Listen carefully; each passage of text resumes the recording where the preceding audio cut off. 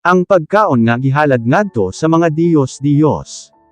Unang Korinto Kapitulo 8 versikulo 1 hanggang 13. Karon, mahitungod sa inyong pangutana sa mga pagkaon nga gihalad ngadto sa mga Diyos, nakabalo kita nga, kitang tanan adunay sakto nga kahibalo, mahitungod ni ini. Apan kung kini nga kahibalo mahimong hinungdan nga ang tawo magpagarbo, ang gugma mauusab ang nagpaligon sa iglesia. Ang tawo nga naghuna-huna nga maalamon na siya nagpailalang nga kulang pagayod ang iyang kahibalo. Apan ang tawo nga naghigugma sa Diyos mao ang giila sa Diyos nga iyaha. Busakon mahitungod sa mga pagkaon nga gihalad ngadto sa mga Diyos, nasayod kita nga walay tinuod nga Diyos diri sa kalibutan, kay adunay o salanggayod ka Diyos.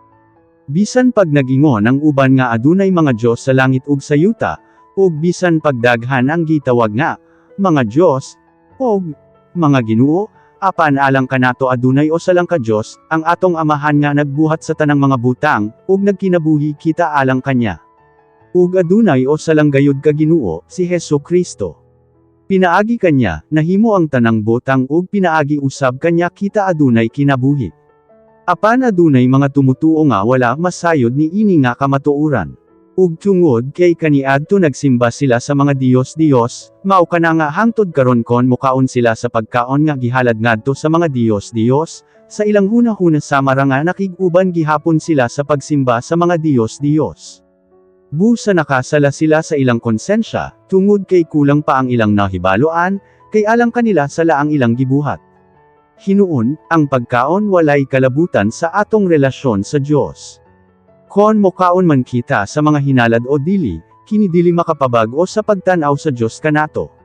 Apan bisan tuod gawas nun kamong mokaon sa bisan unsa, pagmatngon kamo, kay basin kon mao kana ang mahimong kapandulanan sa mga tawo nga huyang ug pagtuo. Pananglitan aduna kay kauban nga wala pa makasabot, ug ikaw nga nakasabot na nakita niyang nagkaon didto sa templo sa mga Diyos, dili ba makaaghat kini kanya nga mokaon usab sa pagkaon nga gihalad ngadto sa mga Diyos bisan pa sa iyang pag-ila nga kini sala. Busa tungod sa imong kahibalo, malaglag ang imong igsuon nga huyang ug pagtuo nga o sa usab sa gipakamatyan ni Kristo.